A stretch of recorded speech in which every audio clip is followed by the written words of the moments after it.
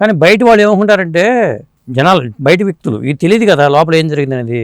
మీరు 2 గంటల 31 నిమిషాలు మీరు చేసినా కానీ బయట 2 పేర్లు ఇంకా ఎక్స్ట్రా కనిపించేసరికి అది just because of the last moment లో సీజీలు అవి కనబడడం అని చెప్పేసి వాళ్ళ టైటిల్స్ అనేది వేయలేకపోవడం జరిగింది సార్. బ్రాకెట్ లో అనుదీప్ గారు, ఆకే ఆంజనేయ స్వామి, కృష్ణ స్వరూప్ గారు సిస్టర్ సాడ్ సాంగ్ అని వేసేసి ఉంటే అయిపోయేది, మిగతాదంతా మనం చేసాం వచ్చేది. కానీ అక్కడ జరిగిన డిస్కషన్ ఏంటంటే కనుక ప్రశాంత్ సార్ పెడదాం అని అన్నారు, కానీ క్రియేటివ్ టీం నుంచి వచ్చిన ఫీడ్బ్యాక్ ఏంటంటే కనుక అలా మెన్షన్ చేయటం వల్ల సీజీలు అనేవి మిస్ అవుతాయని చెప్పారు. సీజీలు కనబడడం వెనకాతలా అని అన్నారు. అండ్ ఈ బ్యాక్గ్రౌండ్ స్కోర్ సెపరేట్ గా వేద్దాం అని అన్నా కూడా ఇండివిజువల్ క్రెడిట్ డ్యూరేషన్ పెరుగుతుంది అన్నారు. సో ఈ వీటిని దృష్టిలో పెట్టుకుని అట్లా చేయడం జరిగింది. కాకపోతే ఇది బయట ఇలా మాట్లాడుకుంటున్నారని మీరు అంటున్నారు. నా దగ్గరికి మొదట్లో వచ్చింది, నేను తర్వాత పట్టించుకోవడం మానేసా. ఎందుకంటే పని ఇచ్చిన ఆయనకి తెలుసు, పని చేసిన నాకు తెలుసు, నేనేంటో తెలిసిన ఇండస్ట్రీలో కొద్ది మంది వ్యక్తులకు తెలుసు, పని ఇవ్వబోయే వాళ్ళు వెతికి ఇస్తారన్న సంగతి మాకు తెలుసు. సో ఇందులో ఎక్కువ అభద్రత భావం ఏమి లేదు. ఈ క్వశ్చన్స్ ని ఫేస్ చేస్తున్నప్పుడు కొంచెం ఇరిటేటింగ్ గా ఉంటుందేమో, కానీ అది ఇట్స్ నాట్ ఏ పెద్ద గ్లిచ్ ఏం కాదు, అది చిన్నది ఉంటుంది అంతే. ఈ సినిమా సక్సెస్ తర్వాత మీకు ప్రముఖులు ఎవరెవరు ఫోన్ చేసి అభినందించారు మ్యూజిక్ పరంగా? సినిమా ఇండస్ట్రీ వాళ్ళు ఎవరైనా? చంద్రబోస్ గారు కాల్ చేశారు సార్. ఆయన మాట్లాడిన మాటలు నాకు అసలు కాసేపు నేను నిజంగా ఏంటి ఈ ప్రపంచంలో ఉన్నానా అన్నట్టుగా మాట్లాడారు.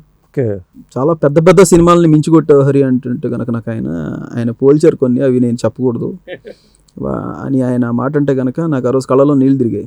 ఎందుకంటే ఆస్కార్ వేదిక దాకా వెళ్ళిన మనిషి అలా చెప్పడం అనేది ఆయన పెద్ద మనసు అది. ఎందుకంటే వాళ్ళకి చెప్పాల్సిన అవసరం కూడా లేదు. నాకు ఫోన్ చేసి ఇప్పుడిప్పుడే బడ్డింగ్ స్టేజెస్లో ఉన్న అలాంటి వాళ్ళకి ఫోన్ చేసి నువ్వు ఈ సినిమా కంటే ఆ సినిమా కంటే పెద్ద స్థాయిలో కొట్టావు అనే ఒక పెద్ద మాట ఆయన అనాల్సిన అవసరమే లేదు. కానీ దాని తాలూకా ఇంపాక్ట్ నాలాంటి ఒక టెక్నీషియన్కి ఇది ఎంత ఉపయోగపడుతుంది, ఎంత ఉత్సాహంగా పనిచేయడానికి దోహదపడుతుంది అనేది పెరిగిపోద్ది ఆటోమేటిక్గా, అది మాకు మాత్రమే తెలుసు. అందుకని ఆయన పెద్ద మనసుకి నిజంగా కృతజ్ఞతలు, థ్యాంక్ యూ అని చెప్పగలను, అంతే ఇంకా ఏం చెప్పగలను. అలాగే చంద్రబోస్ గారు, లేదా చాలామంది మెసేజెస్, చాలామంది కాల్స్ చేస్తూనే ఉన్నారు సార్ అందరూ. కానీ నాకు అన్నిటికంటే సంతోషం ఏంటంటే ఇదివరకు నన్ను వెతుక్కుంటూ వచ్చే కథల కంటే కూడా ఇప్పుడు నాకు వస్తున్న కథలు తాలూకా స్పాన్ పెద్దగా ఉంది. అది చాలా సంతోషంగా అనిపించింది ఫస్ట్ నాకు.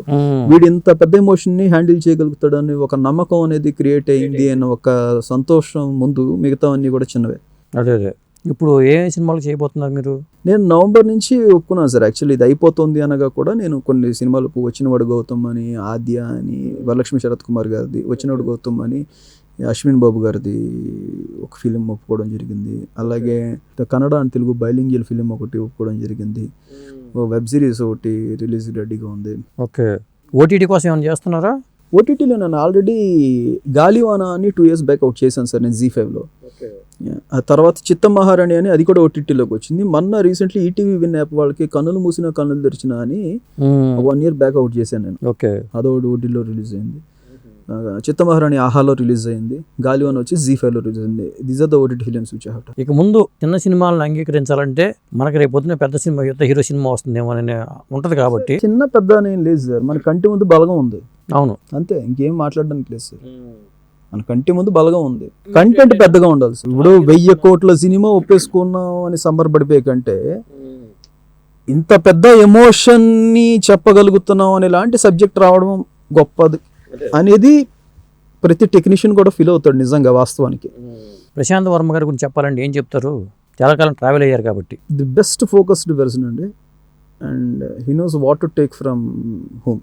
అండ్ నేను మొన్న కూడా ఒకరికి చెప్పా, ఎవరైనా ఎవరెస్ట్ ఎక్కాలి అంటే కనుక ఇక్కడ నుంచి అక్కడ దాకా మన ట్రావెల్ ఎంత ఉంది, మనం ఎన్ని వాటర్ బాటిల్స్ వాటర్ ఎన్ని లీటర్స్ తీసుకెళ్ళాలి, ఆక్సిజన్ ఎంత క్యారీ చేయాలి, బ్యాకప్ ప్లాన్స్ ఏంటని ఇవన్నీ పెట్టుకుంటారు. ప్రశాంత్ సార్ ఆలోచనలో ఉంటుందంటే ఎవరెస్ట్ ఎక్కేసిన తర్వాత 3 రోజులు మనం జెండా పాతాలి, ఆ 3 రోజులు మనకి ఫుడ్ మెటీరియల్ కరెక్ట్గా ఉందా లేదా అని ఆలోచిస్తారు ఆయన. అక్కడ దాకా వెళ్ళే ఈ బ్యాకప్ అంతా ఎక్కడో ఉండే ఉంటుంది. ఈ జర్నీ గురించి ఆయన అసలు ఆలోచించరు.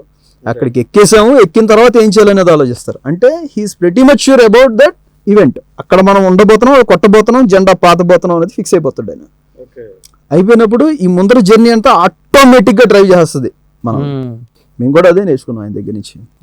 ఇది ఎలా చేయాలి అనేది కాదు, ఇది చేసిన తర్వాత మనం ఒక గోల్ రీచ్ అవ్వాలనుకుంటా. రీచ్ అయిన తర్వాత ఏం చేయాలనేది ప్లాన్ చేసుకుంటే ముందర జర్నీ అంతా కూడా ఆటోమేటిక్గా ఇట్ విల్ గెట్ డ్రివెన్. ఇప్పుడు ఇక ముందు ఏ సినిమా పడితే ఆ సినిమా ఒప్పుకోకుండా ఒక వెయిట్ చేద్దాం అనే ఆలోచన ఏమైనా చేస్తున్నారా, లేకపోతే వచ్చినట్టు యాక్సెప్ట్ చేసేస్తున్నారా? సార్ ఇంతకుముందు అలా లేము, ఇప్పుడు అలా లేము.